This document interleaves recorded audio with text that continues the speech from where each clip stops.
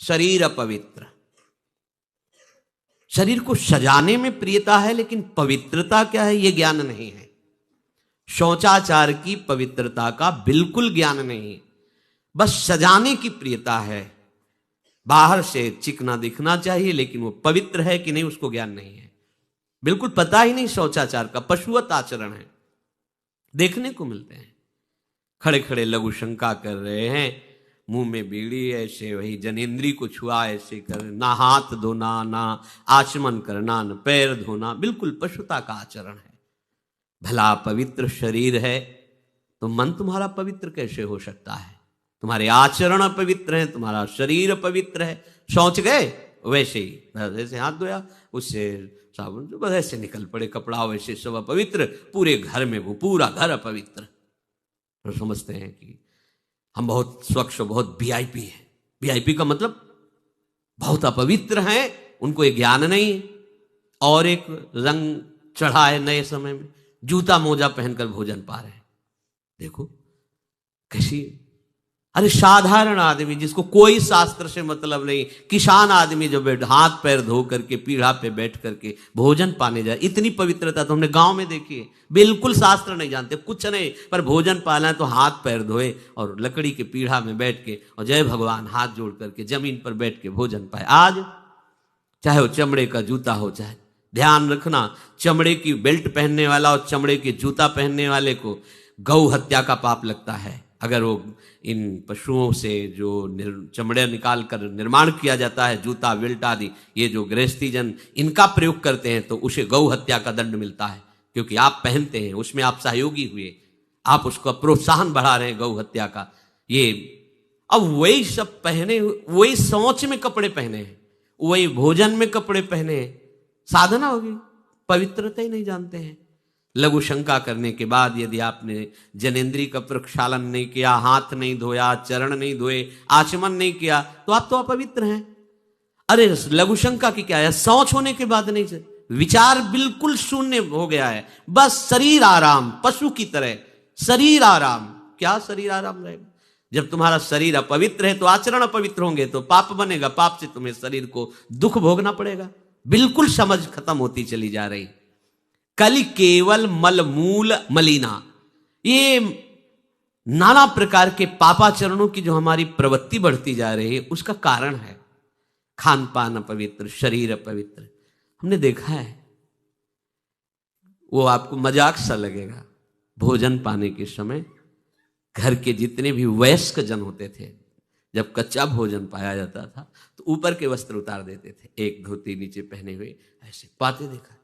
बाद में विचार कितनी पवित्रता, क्योंकि वो कपड़े पहनकर बाहर कार्यों और ऐसे जल लेकर के ऐसे आचमन कर हाथ जोड़कर थोड़ी देर, किसान आदमी, वो कोई साधु महात्मा नहीं, कोई वैष्णव नहीं, किसान आदमी की बात कर रहे हैं, हाथ में जय बोल करके प्रभु की फिर प्रसाद पाए, जय हो भगवान आपकी। आज परोसने में अगर कहीं रोटी छू गई परोसने वाले को तो डांट लगती थी, पूरी रसोई जूठी करेगी, रखे थाल, हाथ धो, दूसरी थाल में ला। आज उसी से अमुक ले रहा है, उसी से अमुक ले रहा है, उसी से अमुक ले रहा है, वो शराब पीने वाला है, मांस खाने वाला है, गंदे आचरण, उसी से आप ले रहे हैं। वो तो समाज में चलता है, समाज में तो समाज को लेके चलना ही पड़ेगा। भाई समझो, पवित्रता अति अनिवार्य है, इसे आप समझो। अगर आप अपवित्र पशुओं जैसे, तो आपकी बुद्धि भी पशुवत आचरण करेगी, आसुरी भाव को प्राप्त हो जाएगी। पवित्रता शरीर की आपको एक फल देगी कि आपका मन पवित्र होने लगेगा, क्योंकि शरीर से आसक्त मन है और मन से आसक्त आप हो। जहां आपका मन पवित्र हुआ, अच्छे विचार, अच्छा मार्ग, अच्छा निर्णय बुद्धि करेगी, आपको आनंद मिलने लगेगा। ऐसे नहीं है कि आप जैसे पशुवत आचरण करें। बड़ी अपवित्रता बढ़ रही है, अपवित्रता को तो कोई समझ ही नहीं रहा इस विषय को।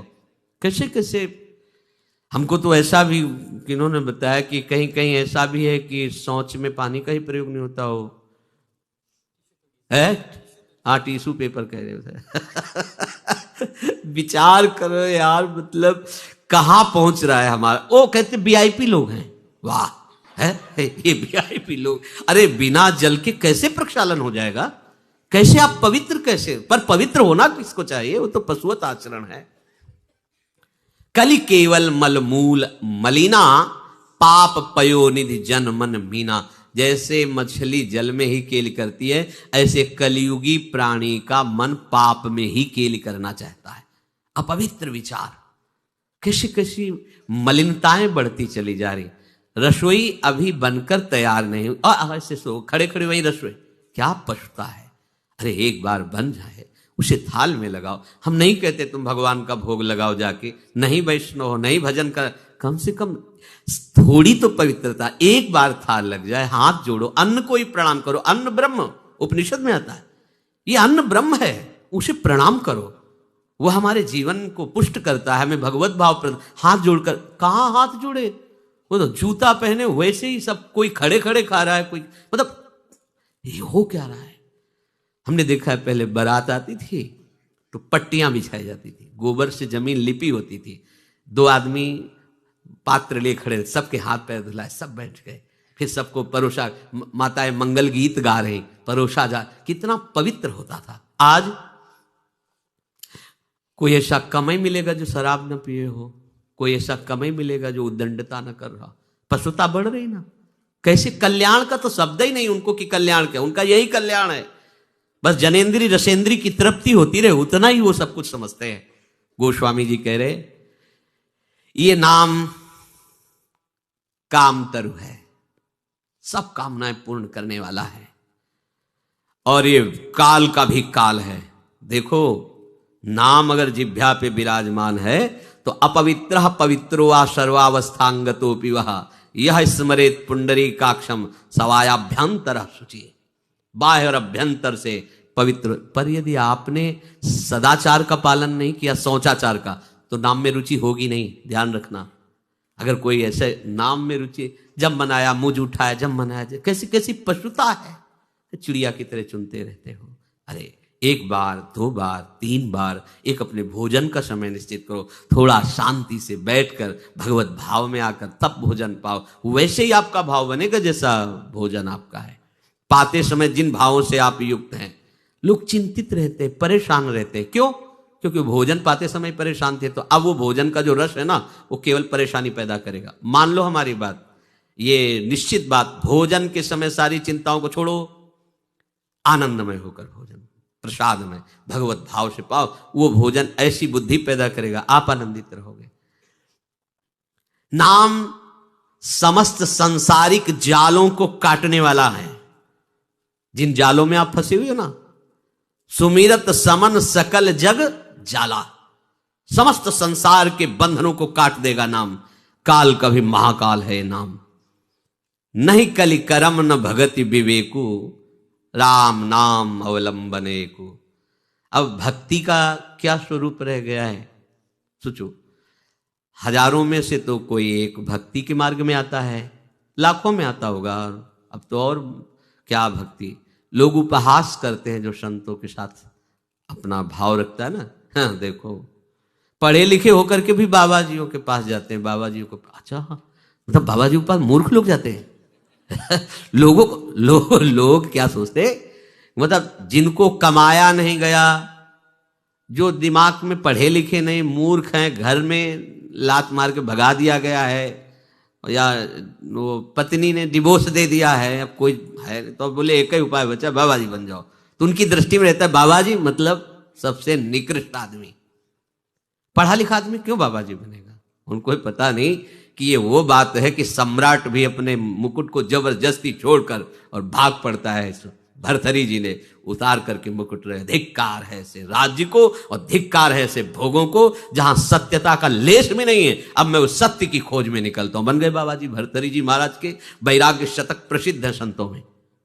महाराज आदि सम्राट मनु बरबस राज सुतई नृपदीना, हरहित आप गवन बन। अभी समझे क्या भगवत मार्ग को? तुम ऐसे समझते हो क्या? लोग कहते कुछ ना हो तो बाबा जी बन जाओ, हम कहते हैं कुछ ना हो तो बाबा जी बन जाओ नहीं। विश्व का, ब्रह्मांड का हर सुख तुम्हारे सामने हो, अगर वास्तविक भगवत मार्ग के पथिक हो तो कुछ नहीं है, कुछ नहीं है।